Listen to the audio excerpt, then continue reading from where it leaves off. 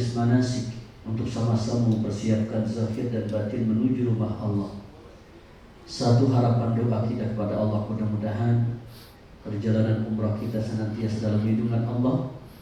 Kita semua diberikan kesehatan zahir batin, diberikan kekuatan dalam menjalankan ibadah, diberikan kehusyuan, kenikmatan dalam menjalankan ibadah. Allah jadikan umrah kita umrah yang makbulah, umrah yang diterima oleh Allah Subhanahu wa taala. Amin. Amin ya rabbal alamin. Ikhwatal iman, Bapak Ibu calon tamu Allah, calon tamu Rasulullah yang dimuliakan oleh Allah Subhanahu wa taala. Sebelum saya teruskan materi manasik ini, ada keberangkatan tanggal 18 ya, Senin. Halo? Nah, tolong diangkat tangannya, bukan mejanya diangkat. Diangkat tangannya yang berangkat tanggal 18. Ada yang tanggal 16. Satu keluarga ya Pak. Nah, besok insya Allah kawan saya juga berangkat. Ya, nanti tanggal 18 yang akan bawa itu adalah Kiai Haji Munawir. Beliau dari Lombok. Insya Allah nanti ketemu hari Ahad ya. Hari Ahad. Pas nanti di bandara Bapak Ibu ya, ketemunya. Baik hadirin yang dimuliakan oleh Allah Subhanahu wa taala.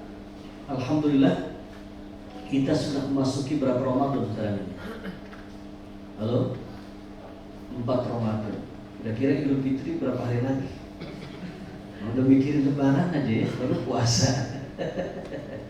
Kita berdoa kepada Allah mudah-mudahan ibadah Ramadan kita diterima oleh Allah Subhanahu wa taala. Man shoma Ramadhana imanan wa ihtisaban ghufira lahu ma taqaddama min dhanbihi. Barang siapa yang melaksanakan ibadah puasa imanan, karena iman, wahtisaban, dan hanyalah untuk mencari keridhaan Allah, ghufira lahu ma taqaddama min dhanbihi, maka akan Allah ampuni dosa-dosa yang telah lalu. Hadirin yang dimuliakan oleh Allah, insya Allah kita akan melaksanakan umrah di bulan suci Ramadan. Salah satu daripada fadilah keutamaan umrah di bulan suci Ramadan itu adalah kahijjatin ma'i, kata Nabi. Orang yang melaksanakan ibadah umrah di bulan suci Ramadan seperti berhaji bersama Rasulullah SAW. Maka kita ucapkan alhamdulillah, insya Allah kita semua dijadikan oleh Allah menjadi tamu Allah dan tamu Rasulullah. Oleh karena orang yang berhaji, orang yang berumrah itu disebut dengan wafdullah, duyufullah, tamu Allah, duyufur Rahman, tamu Allah, duyufur Rasulillah, tamu Rasulullah sallallahu alaihi wasallam. Rasulullah sallallahu alaihi wasallam bersabda, al-hujjaj wal umar wafdullah, in sa'alu utu wa in da'u ujibu wa in anfaqu falah. Orang yang berhaji, orang yang berumrah itu menjadi tamu-tamu Allah. Nah, ketika kita menjadi tamu Allah, diundang oleh Allah menuju rumahnya, kita dijamu. Ya kan? Kita datang ke rumah saudara kita saja dijamu. Bapak Ibu datang ke NRA gitu kan? Tadi sudah ngisi buku tamu, suruh masuk. Nanti dur maghrib kita dijamu. Ya kan? Itu diundang sama di NRA aja. Diundang sama NRA saja kita dijamu dengan jamu ini nanti luar biasa. Kata Bapak Ibu dalam hatinya, emang udah bayar Ustaz. Pantes kalau dijamu gitu. Apalagi kalau kita datang ke rumah Allah. Kita sebagai tamu, Allah yang menjamunya. Apa sih jamuan Allah yang Allah berikan kepada kita ketika Allah takdirkan kita menjadi tamunya? Yang pertama kata Nabi, insa'alu utu. Kalau kita minta dikasih sama Allah, maka nanti di sana perbanyak minta sama Allah, perbanyak minta sama Allah, perbanyak minta sama Allah. Dan memang dalam hidup ini kita harus punya prinsip, harus banyak minta sama Allah. Jangan minta sama makhluk Allah.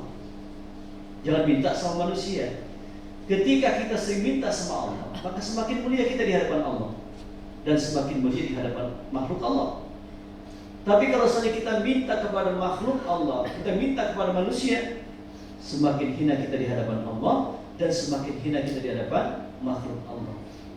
Wa izzuhu istighna'uhu 'anil nas. Kata Nabi, ya ciri khas orang beriman itu adalah ketika mereka bergantung hanyalah kepada Allah Subhanahu wa taala iyyaka na'budu wa iyyaka nasta'in. Hanya kepada Engkau ya Allah kami menyembah, dan hanya kepada Engkau kami mohon pertolongan. Nah kemudian wa inda ujibu, jamuan yang kedua yang Allah berikan kepada kita sebagai tamunya adalah wa inda ujibu. Kalau kita berdoa di sana nanti doa-doa kita diijabah sama Allah. Apatah lagi berdoa di bulan suci Ramadan, yang Rasulullah nyatakan doa, ya, doa orang yang melaksanakan ibadah puasa itu mustajab hatta yuftir. Doa orang yang melaksanakan ibadah puasa itu diijabah sampai dia berbuka. Jadi kalau kita berdoa sekarang nih, doa kita dijawab sama Allah. Hatta yuftir, sampai berbuka. Bahkan nanti saat berbuka itu pun merupakan saat yang mustajab untuk berdoa. Jadi salah satu daripada saat yang mustajab bagi orang yang melaksanakan ibadah puasa, yang pertama ketika dia puasa, yang kedua ketika dia berbuka puasa. Ya, jadi doa indal iftar, doa ketika berbuka puasa itu mustajab. Nah kemudian yang ketiga itu adalah wa in anfaqu khifalahu. Ketika kita berinfak bersedekah di tanah suci, maka cepat akan Allah ganti dengan berlipat ganda. Di samping insya Allah kita semua akan mendapatkan ghufran dzunub, akan mendapatkan ampunan dosa. Al-umratu ila umrati kafaratul lima bainahuma al-hajjul mabrur laisa lahu jazaa'un ilal jannah. Dari umrah yang satu ke umrah yang lain itu adalah ampunan dosa. Jadi insya Allah dari umrah yang satu ke umrah yang lain, kalau kita di sana nanti melaksanakan 2 kali umrah, itu adalah merupakan ampunan dosa di antara keduanya. Dan haji mabrur, tidak ada satu balasan yang terindah yang Allah berikan kepadanya adalah surganya Allah Subhanahu wa ta'ala. Baik, Bapak Ibu dirahmati oleh Allah Subhanahu wa ta'ala, sengaja kita dipanggil atau diundang oleh LRA saat ini adalah untuk melaksanakan manasik. Karena setiap ibadah itu harus pakai ilmu. Bagaimana sih ilmunya ihram? Bagaimana sih tawaf itu? Bagaimana sa'i itu? Bagaimana tahallul itu? Insya Allah kita akan bahas, ya, sampai sekitar jam 8 malam baru selesai. Kira-kira Bapak Ibu setuju apa enggak nih manasik? Sampai jam 8? Oh setuju ya. Yang nggak setuju itu yang ngomong, Pak. Karena saya itu berangkat tadi dari jam 8 pagi. Saya ke Depok 2 dulu, ke BSD lama, kemudian khutbah Jumat. Nah, di Menteng di Masjid Al-Hakim, ya, Jakarta Pusat, langsung kemari. Dok, tadi saya istirahat di atas. Nah, setelah ini nanti saya akan mengisi kuliah kultum. Kultum, tahu kultum Bapak Ibu? Kultum itu singkatan kuliah terserah antum. Kultum taraweh di Masjid Baitul Iman, Komplek Maharaja Depok. Ya, besok harus berangkat umroh. Alhamdulillah. Baik ya, Bapak Ibu dirahmati oleh Allah Subhanahu wa ta'ala, langsung nih, umroh. Apa itu umroh? Apa itu umroh? Dalam bahasa Arab, umroh itu asal kata dari amaro yu'ambiru, yang artinya adalah meramaikan. Orang yang berumroh itu adalah orang yang meramaikan. Meramaikan apa? Meramaikan tanah haram, meramaikan Masjidil Haram, yang di dalamnya terdapat Ka'bah Al-Musyarrafah, terdapat Maqam Ibrahim, terdapat Multazam, terdapat Sofa, terdapat Marwah, terdapat Hijr Ismail, yang semua itu adalah merupakan tempat yang sangat mustajab untuk berdoa. Nah kemudian umrah itu memiliki rukun. Apa itu rukun? Rukun itu sesuatu yang wajib harus kita lakukan. Kalau salah satu daripada rukun-rukun tersebut kita tinggalkan, kita tidak kerjakan, maka konsekuensinya umrah kita itu tidak sah.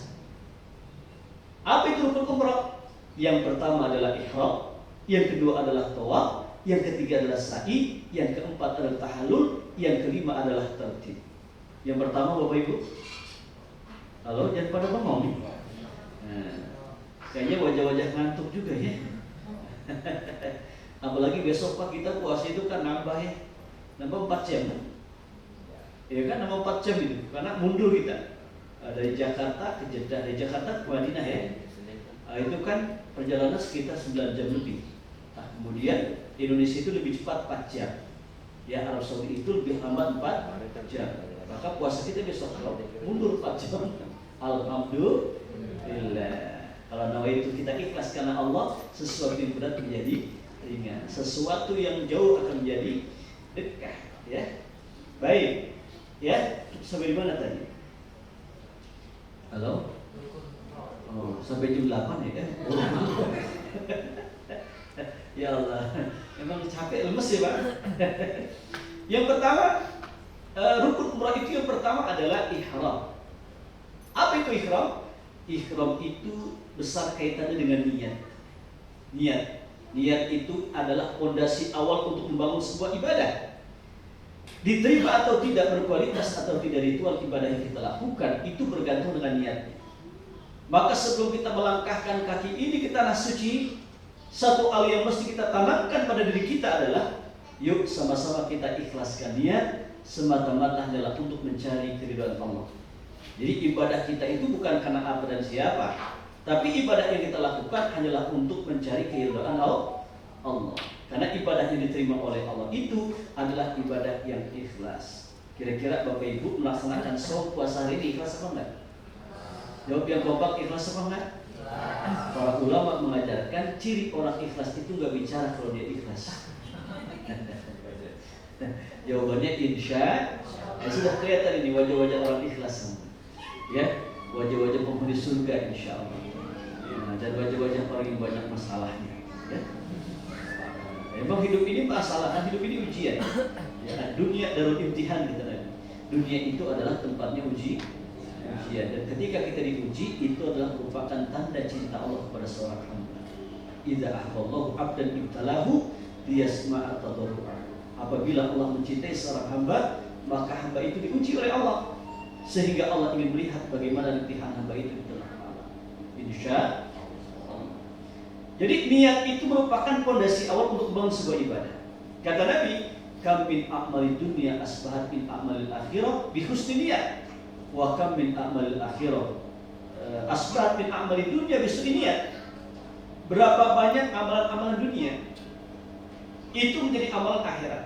Dalam artian, berapa banyak amalan-amalan, perbuatan-perbuatan yang kita sangka-sangka kalau kita lakukan tidak mendapatkan pahala, tapi justru itu sangat bernilai di hadapan Allah. Kenapa? Bi husni niyat, niatnya bagus. Begitu sebaliknya, wa kam min a'malil akhirah. Berapa banyak amalan-amalan akhirat menjadi amalan dunia, amalan akhirat menjadi amalan dunia. Dalam artian tidak mendapatkan nilai pahala dari Allah.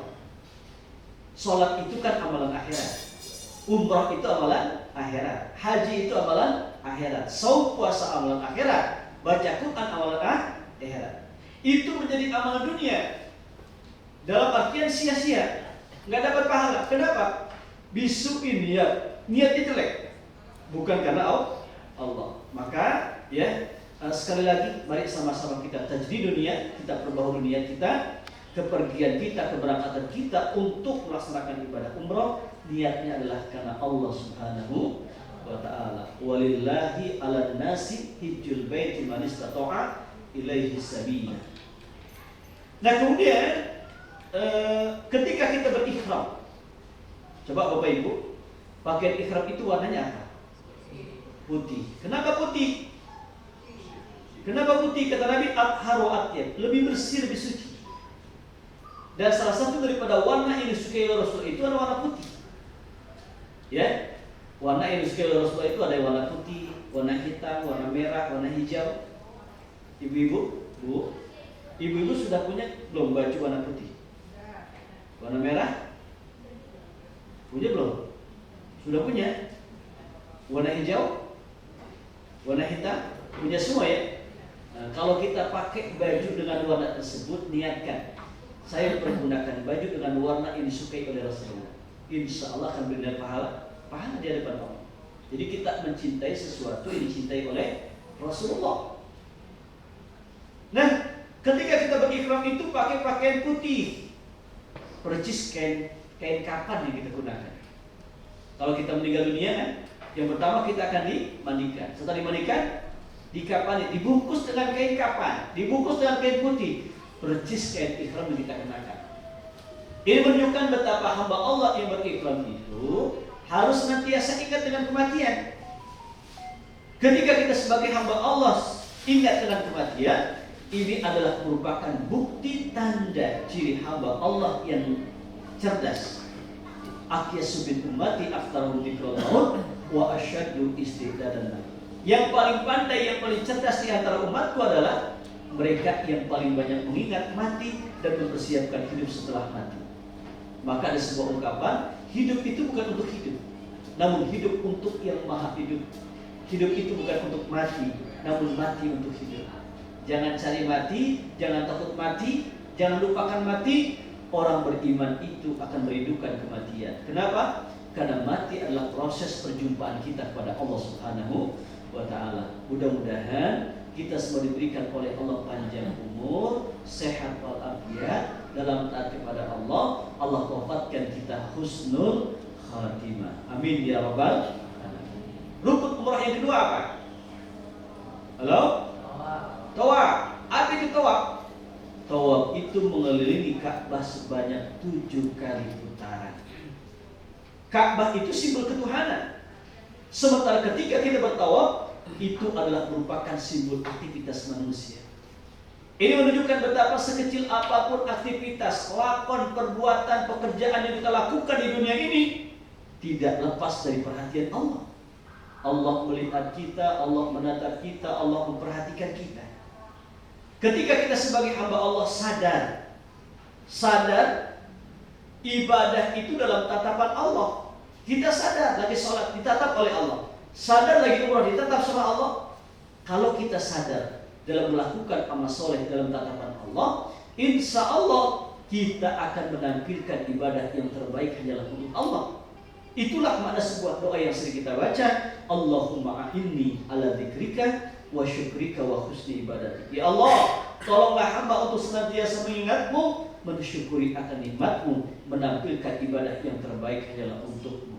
Sehingga ihram kita yang terbaik, tawaf kita yang terbaik, sa'i kita yang terbaik, sa'i kita yang terbaik, saum puasa kita yang terbaik, infak sedekah kita yang terbaik, baca Quran kita yang terbaik.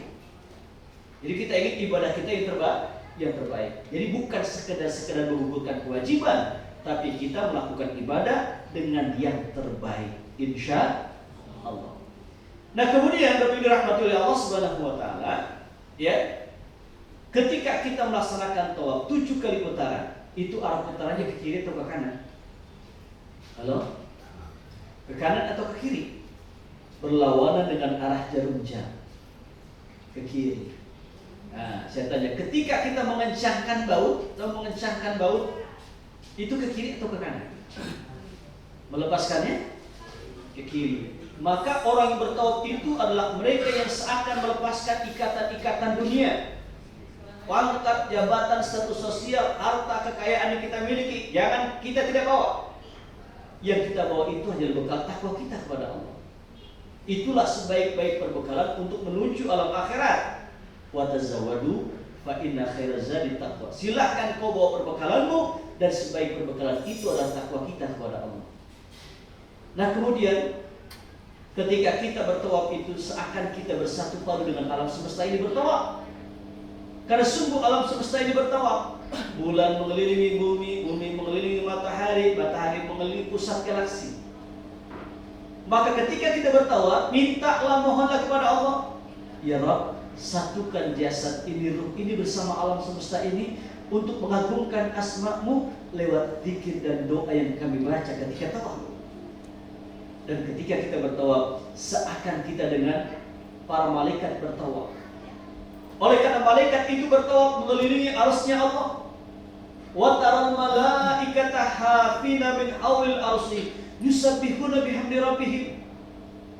Malaikat itu bertawaf mengelilingi arsy-Nya Allah. Mereka itu yusabbihuna bihamdi rabbihim. Mereka bertasbih, bertahmid, bertahlil, bertakbir. Subhanallah, walhamdulillah, wala ilaha illallah, wallahu akbar. Maka tasbih, tahmid, tahlil, takbir itu adalah bacaan yang disunahkan dibaca ketika kita bertawaf. Nah kemudian rukun umrah yang selanjutnya itu adalah sa'i. Sa'i itu sa'aya sa'i, yang artinya usaha ikhtiar. Ikhtiar itu wajib, namun tidak wajib hasil. Allah yang menentukan. Dan itu digambarkan ketika hamba Allah bersa'i antara Safa dan Marwah.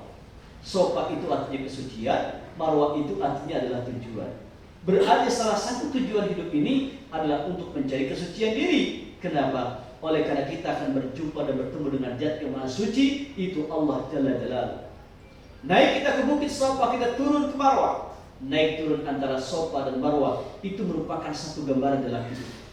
Tidak selamanya kita di atas, pada satu saat kita akan di bawah. Tidak selamanya kita di bawah, pada satu saat akan Allah tempatkan kita pada maqam yang terpuji. Yang terakhir, tahallul. Tahallul itu menggunting rambut minimalnya 3 helai rambut. Rambut yang kita gunting, rambut yang kita potong di tanah haram, insya Allah akan disaksi di hari kiamat kelak. Sebagai bukti tanda cinta kita kepada Allah, oleh karena kita mau memenuhi panggilan Allah. Labbaik Allahumma umratan, aku penuhi panggilanmu ya Allah untuk melaksanakan ibadah umrah. Allahumma ja'al umratana umratan maqbulah. Ya Allah, jadikan umrah kami adalah umrah yang Kau terima. Amin ya Rabbal. Bapak Ibu sudah paham apa belum? Kalau sudah paham berarti selesai manasiknya. Nanti makanan dibungkus saja. Baik, kita urut dari awal. Kita akan berangkat ini tanggal berapa? Tanggal 18. Itu pesawatnya jam 11.30. Ya. Kemudian sampai di Jeddah ya. Jam 17.30. Begini Bapak Ibu. Ya. Nanti ketika naik pesawat ya, jadi pertama pastikan kita 3 jam sebelum take off sudah berada di Bandara Soekarno-Hatta, Terminal 3 kedatangan. Titik kumpulnya itu adalah di depan restoran Sate Senayan. Ya, 3 jam sebelumnya. Ya, pastikan jam 9, setengah 9 sudah sampai di Bandara Soekarno-Hatta, Terminal 3 kedatangan di depan Sate Senayan. Ingat Bapak Ibu, di depan bukan di dalamnya. Lagi puasa Pak. Lagi puasa. Nah kemudian kita akan sampai di Jeddah itu jam 17.30. Gini, Bapak Ibu ketika naik pesawat pastikan sudah dalam keadaan berwudu. Ketika naik pesawat pastikan sudah dalam keadaan. Setengah jam kita take off pesawat itu masuk waktu zuhur, ya kan? Laksanakan sholat zuhur 2 rakaat, laksanakan sholat asar 2 rakaat. Jadi dijamak qasar takdim. Ya, kalau kita pakai wudu berarti masih bisa. Karena 1 kali wudu bisa beberapa kali melaksanakan sholat. Beda dengan tayamum, tidak Syafi'i. Kalau tayamum itu hanya 1 kali kita untuk melaksanakan sholat. Ya. Maka nanti pastikan ketika kita ingin naik pesawat sudah dalam keadaan berwudu, ya kan? Setengah jam take off pesawat itu, setengah jam lewat, ya itu sudah masuk waktu zuhur. Laksanakan sholat zuhur 2 rakaat, tambah langsung laksanakan sholat asar 2 rakaat. Karena kita akan tiba di Bandara Jeddah itu jam 5:30 sore. Nah, jadi sudah kita jamak qasar, sudah enak. Sudah nyaman kan? Nah, jadi kalau sudah sholat, ya zuhur, sholat asar, langsung baca doa, Bismika Allahumma ahya wa amut. Nah, tidur, ya kan? Nanti tiba itu menjelang waktu maghrib di Jeddah. Nah kemudian Bapak Ibu dirahmati Allah Subhanahu Wa Taala, ini dari Jeddah langsung ke Mekah ke Madinah dulu nih Ustaz, program ini. Kemana? Oh ke Madinah dulu. Ya, dari Jeddah kemudian ke Madinah. Berarti nanti mikotnya itu dari Madinah. Begini, nanti kita dari Jeddah menuju Madinah. Perjalanan dari Jeddah menuju Madinah sekitar 5 jam. Ya, nah kemudian nanti sampai di Madinah yang pertama. Nah, ketika kita sampai kita di Bandara Jeddah, ya, nanti untuk koper-koper kecil silakan bawa masing-masing. Ya, koper kecil kita ke conveyor tempat pengambilan bagasi, ya, bawa masing-masing koper kecil. Ya, untuk berangkatan besok pun demikian gitu ya. Kemudian nanti koper besar tinggalkan saja. Ada porter yang mengurus, yang akan bawa keluar dan memasukkan nanti ke dalam bis. Dan insya Allah koper besar itu kita akan temukan nanti di depan kamar masing-masing. Ya, di di Madinah. Koper kecil bawa masing-masing, masukin ke dalam bis. Nanti sampai di Madinah, turun, koper kecil bawa lagi sendiri. Koper besar tinggalkan. Nah kemudian sampai kita di Madinah. Ini untuk yang tanggal 16 juga sama ya. Sampai kita di Madinah, itu yang pertama, tanamkan kerinduan kita kepada baginda Nabi Muhammad. Karena kita sampai di kota Madinah Munawwarah, kota yang bercahaya. Kenapa sih Madinah itu disebut dengan kota yang bercahaya? Salah satunya adalah karena di kota Madinah, tepatnya di dalam Masjid Nabawi, itu ada makam Rasulullah. Yang kalau kita lihat dalam sejarah, Rasulullah itu wajahnya putih memancarkan cahaya. Wajahnya putih memancarkan cahaya. Siapapun yang melihat menatap wajah Rasulullah pasti akan merasakan ketenangan, kedamaian. Subhanallah. Satu ketika Bapak Ibu, ada seorang nenek-nenek. Ada nenek-nenek di sini? Halo? Ada nenek-nenek? Nenek-nenek yang hadir manasik saya doain, mudah-mudahan berubah menjadi bidadari surga nanti. Insya. Ini si nenek ini lagi galau, pusing dia. Ya kan? Angkat si nenek dalam hatinya, aku harus datang kepada Rasulullah. Mohon nasihat beliau, bagaimana cara untuk menyelesaikan masalah yang aku hadapi. Datang si nenek kepada Rasulullah, melihat wajah Rasul, senyum dia. Langsung duduk. Rasulullah bertanya, "Nek, kenapa kau tundukkan wajah? Nek, kenapa kau tersenyum?" Ya Rasul, dari rumah aku ingin mengadu. Bagaimana cara untuk menyelesaikan masalah yang aku hadapi ya Rasulullah? Tapi ketika aku melihat menatap wajahmu ya Rasul, seketika aku merasakan seluruh permasalahan yang aku hadapi hilang begitu saja. Hanya dengan melihat menatap wajah Rasulullah dapat menghilangkan masalah.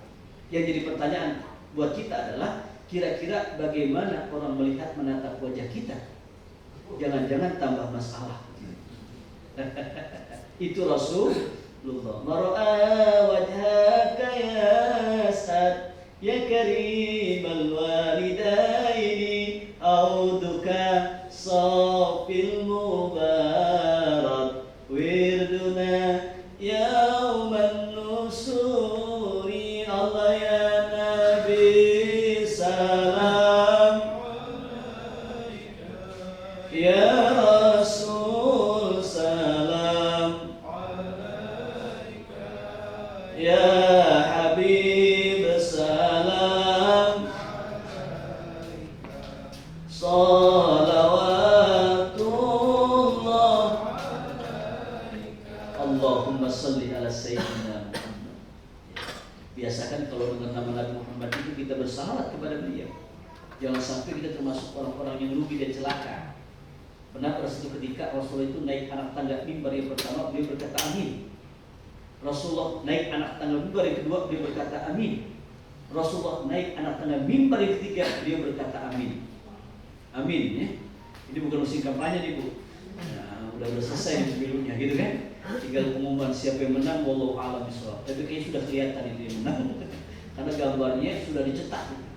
Lah kok belum pengumuman kok sudah menang dulu atau gimana? Ya. Nah, jangan bicara masalah politik ya, Bapak Ibu.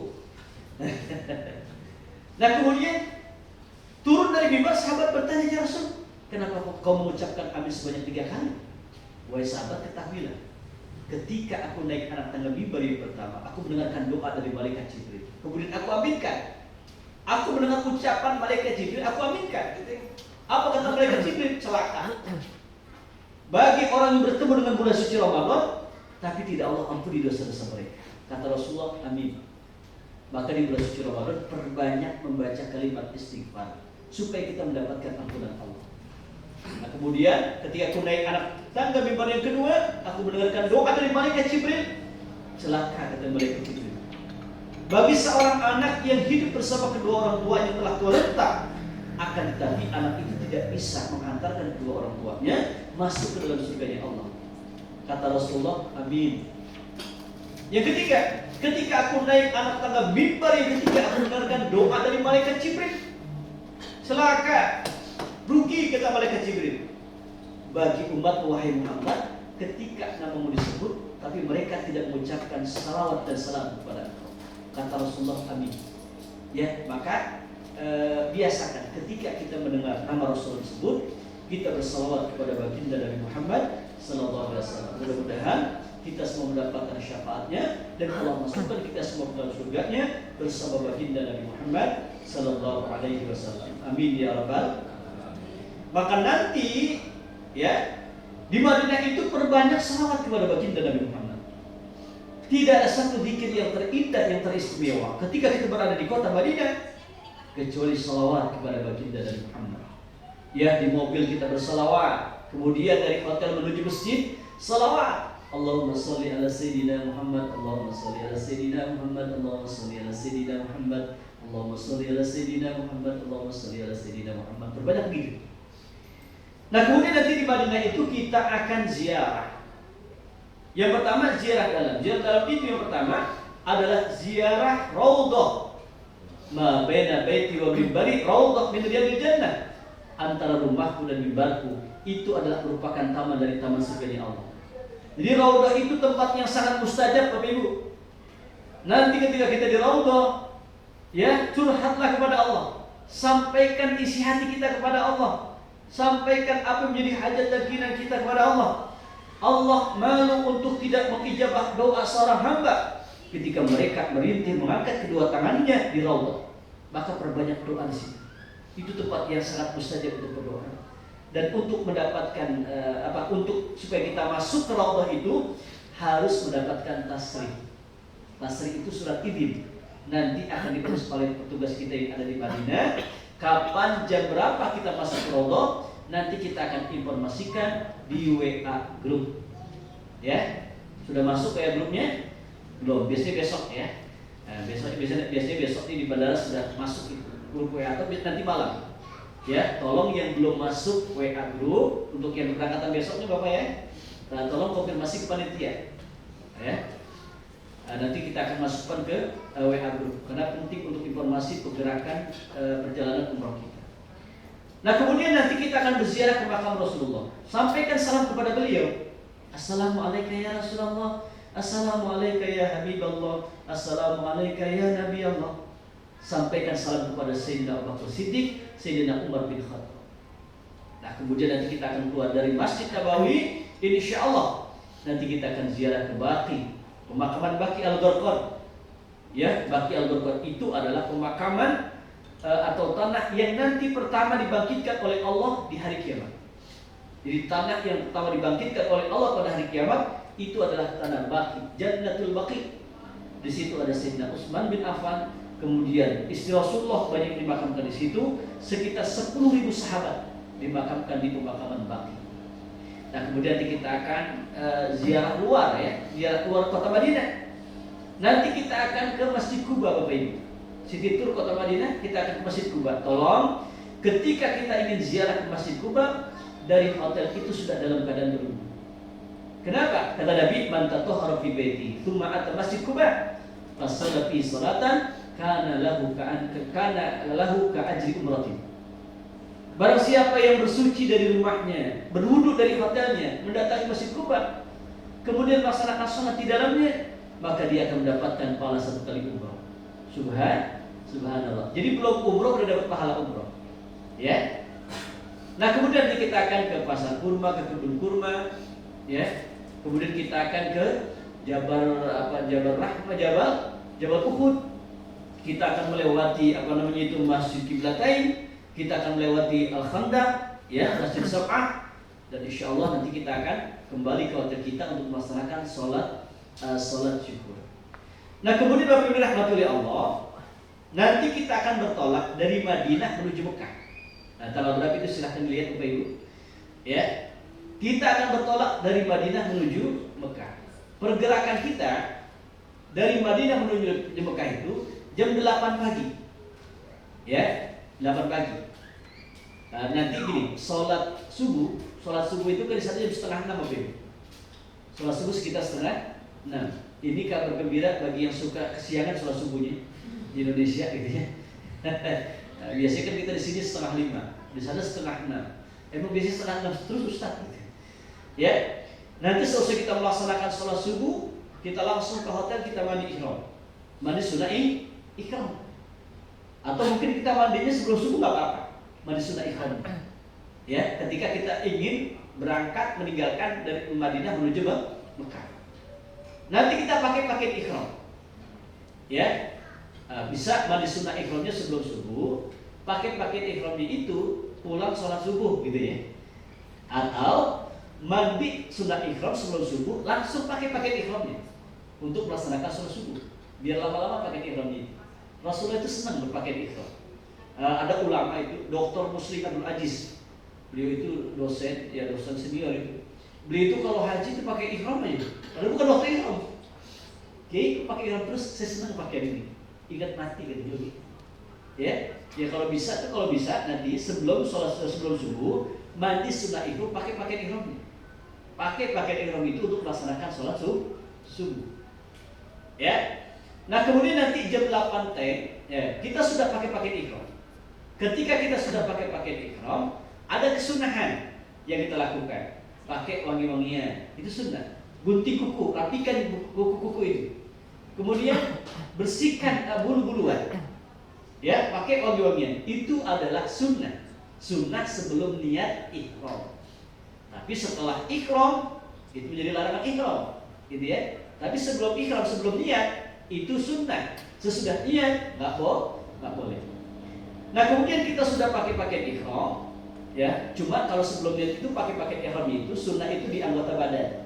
Pakai wangiannya, ya. Di leher apa di tangan, jangan dipakai di ihram. Nah kemudian Bapak Ibu rahmati oleh Allah, kita akan bertolak jam 8 dari hotel kita menuju Mekah Mukarramah. Perjalanan dari hotel kita, kemudian sekitar 20 menit kita akan mampir di Masjid Bir Ali. Masjid Bir Ali, Dzul Hulaifah. Itu adalah tempat mikot, mengambil niat, tempat untuk jadi mikot makani, ya, tempat mengambil niat untuk para orang yang melaksanakan ibadah umroh atau haji yang dari Madinah. Nanti kita akan mampir di Masjid Bir Ali, turun dari bis, ya, kemudian masuk ke dalam masjid, laksanakan tahiyatul masjid 2 rakaat, laksanakan sholat duha 2 rakaat, karena kan pagi hari ya, laksanakan sholat duha 2 rakaat, kemudian laksanakan sholat sunnah ihram 2 rakaat. Ya, laksanakan sholat sunnah ihram 2 rakaat. Jadi melaksanakan sholat sunnah ihramnya itu di Masjid Bir Ali atau Dzul Hulaifah. Paham Bapak Ibu sampai di sini? Nah, kemudian langsung kita menuju bis. Di atas bis nanti kita akan bersama-sama niat untuk melaksanakan ibadah umrah. Bagaimana niatnya? Ayo, labbaik Allahumma umratan nawaitul umrata wa ahramtu biha lillahi ta'ala. Sudah hafal? Astagfirullah. Besok mau umrah belum hafal. Kalau nggak hafal Pak, nanti tinggal ikuti aja deh. Jadi gak usah terlalu dipikirin. Kalau bisa dihafalkan, ya. Kalau bisa dihafalkan. Kalau tidak hafal, ikuti saja lafaz niat yang dibacain sama ustaz. Nanti di atas bis itu kan dibimbing ya, lihat. Ya, labbaik Allahumma, ayo labbaik Allahumma umratan.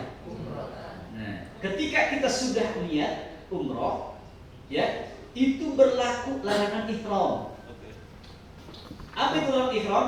Yang pertama, bagi yang laki-laki, ya, bagi yang laki-laki tidak boleh mempergunakan pakaian yang berjahit, tidak boleh menggunakan alas kaki yang menutup tumit, tidak boleh menutup kepala. Ingat, celana dalam, kaos dalam dari hotel itu di Madinah jangan dipakai. Yang kita pakai itu ada dua helai pakaian ihram. Termasuk jangan pakai sepatu, pakai sandal saja. Tidak boleh mempergunakan alas kaki yang menutup tumit. Ibu-ibu tidak boleh menutup muka dan tidak boleh menutup telapak tangan. Larangan yang berlaku bagi laki-laki dan perempuan, tidak boleh berwangi-wangian, tidak boleh menggunting kuku, tidak boleh menggunting rambut, tidak boleh merusak tanaman, tidak boleh membunuh hewan buruan, tidak boleh bercembuk bagi suami istri, tidak boleh bercembuk bagi suami istri, tidak boleh melakukan akad nikah, tidak boleh berperang. Itulah larangan ihram. dan berlaku larangan ihram itu setelah kita menjatuhkan niat melaksanakan ibadah umrah. Sampai kapan? Sampai selesai tahallul. Ya, sampai selesai tahallul. Nah, kemudian setelah kita niat melaksanakan ibadah umrah dan mengetahui larangan ihram, perjalanan dari Bir Ali menuju Mekah, kita senantiasa disunahkan untuk mengumandangkan kalimat talbiyah. Bismillahirrahmanirrahim. Ayo. Labbaik Allahumma labbaik. Labbaik la syarika laka labbaik. Innal hamda wan ni'mata laka wal mulk la syarika lak. Labbaik Allahumma labbaik. Labbaik la syarika laka labbaik.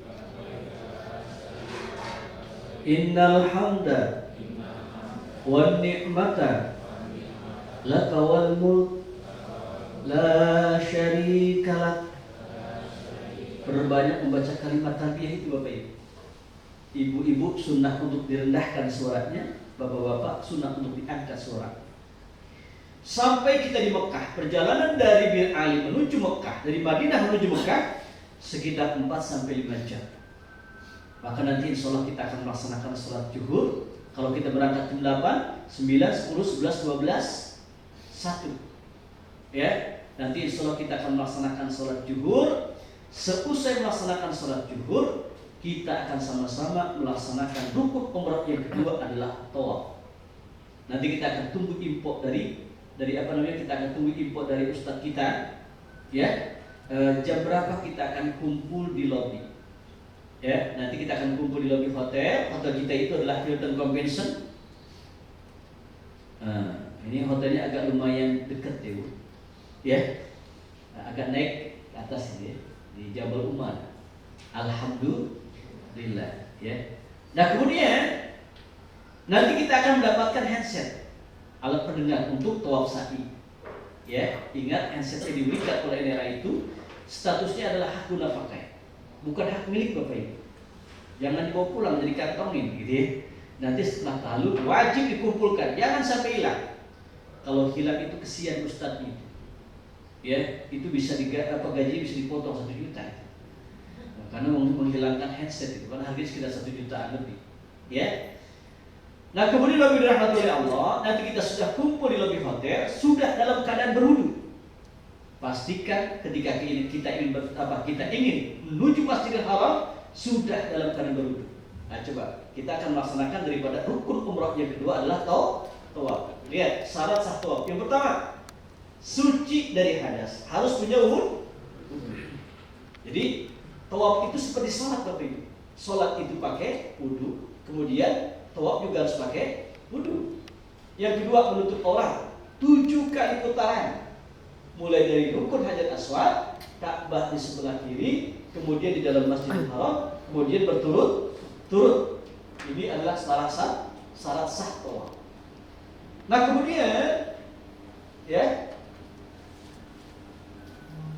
kita akan bertawaf. Tadi ingat ya, ketika kita ingin bertawaf harus berwudu.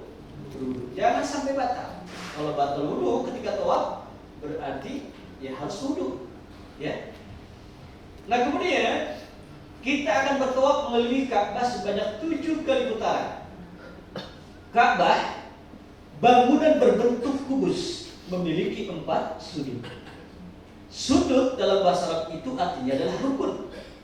Maka Ka'bah itu bangunan yang memiliki 4 rukun, memiliki 4 sudut. Yang pertama ini adalah rukun Hajar Aswad. Ini rukun Hajar Aswad. Apa itu Hajar Aswad artinya? Hajar apa bahasanya? Hajar itu batu, Aswad hitam. Ya, Hajar Aswad itu batu hitam. Nah, kalau dalam hadis itu Hajar Aswad itu adalah batu dari surga. Ya, lihat warnanya itu awalnya itu lebih putih daripada susu. Fasawadathu khotoya bani Adam. Akan tapi ya dihitamkan oleh dosa-dosa anak cucu keturunan Adam. Ini adalah rukun Hajar Aswad. Ini tempat yang mustajab untuk berdoa. Kemudian ini pintu Ka'bah. Ini Hajar Aswad. Antara pintu Ka'bah dan Hajar Aswad itulah yang disebut dengan multazam. Apa itu multazam? Antara pintu Ka'bah dan Hajar Aswad. Itu tempat yang mustajab. Kemudian ini adalah maqam Ibrahim. Telapak kaki Nabi Ibrahim ketika membangun Ka'bah. Ini kalau kita intip di sini telapak kaki. Ini yaitu telapak kaki Nabi Ibrahim. Nah, cuma ketika tawaf tolong jangan pegang ini. Ini biasanya dikasih minyak wangi, ya kan? Sementara kita sedang berihram, tidak boleh wangian. Kemudian ini adalah Hijr Ismail, bangunan setengah lingkaran di samping Ka'bah. Di atasnya itu ada talang emas, ya, pancuran, ya pancuran. Kalau hujan itu turunnya kemari. Ini tempat yang sangat mustajab untuk berdoa. Kata Nabi, barang siapa yang melaksanakan sholat di dalam Hijr Ismail, seakan ia melaksanakan sholat di dalam Ka'bah. Nah kemudian kita akan melaksanakan tawaf. Di mana kita mulai start tawaf? Kita mulai start tawaf itu pada rukun Hajar Aswad. Nah, ditandai nanti dengan lampu berwarna hijau, ya, itu di atas sebelah kanan. Ya. Ketika kita sudah sejajar dengan rukun Hajar Aswad, kita hadapkan tubuh kita ke Ka'bah. Kemudian kita beristilam. Apa itu istilam? Istilam itu adalah melambaikan tangan sambil maju. Karena setelah tawaf itu disunahkan untuk melaksanakan sholat sunat tawaf 2 rakaat. Ya, rakaat yang pertama setelah baca surat Al-Fatihah, baca surat Al-Kafirun. Rakaat kedua setelah baca surat Al-Fatihah, baca surat Al-Ikhlas. Kalau tidak hafal surat Al-Ikhlas, silakan baca surat Qul Huwallahu Ahad. Paham Bapak Ibu? Nah, kita melaksanakan sholat sunat tawaf 2 rakaat. Setelah itu kita akan menuju mas'a tempat sa'i untuk melaksanakan daripada rukun umroh yang ketiga. Sebelumnya kita puasa ya, puasa. Sunnah sebenarnya setelah tawaf, sebelum sa'i sunnah minum air zam-zam. Nah, tapi jangan diminum besok ya. Nah, karena kita puasa.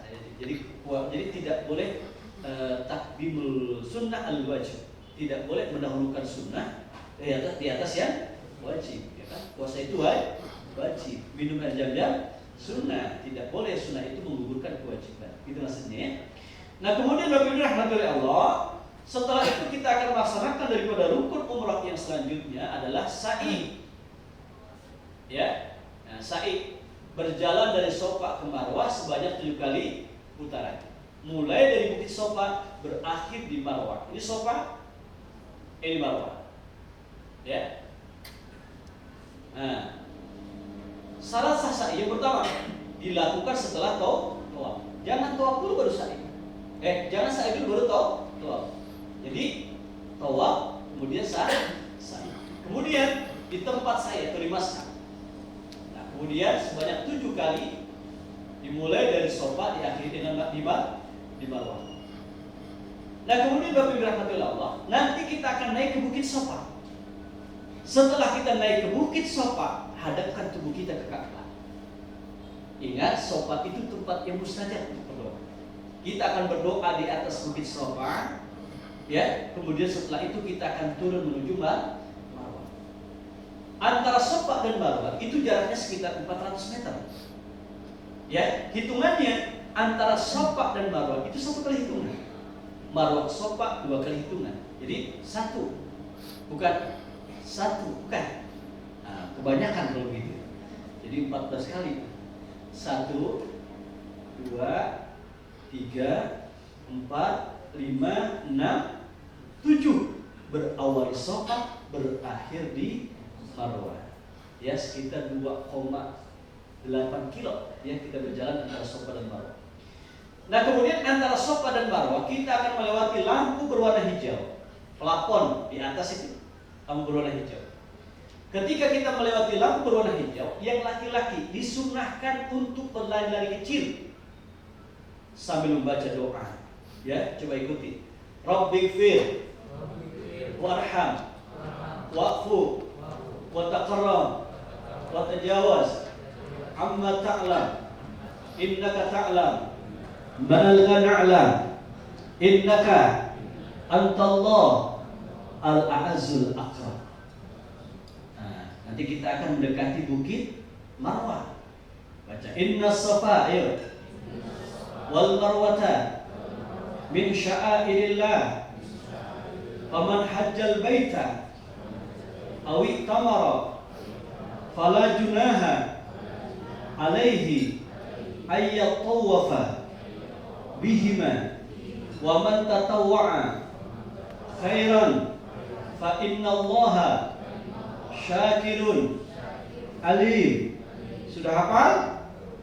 Astagfirullah. Nah, jangan dihafalin ya, biar ustaz aja yang hafal. Biar beda antara ustaz dengan jamaah. Nah, kemudian dari Marwah ke Safa kita akan melewati lampu berwarna hijau lagi. Disunahkan di laki-laki untuk berlari kecil.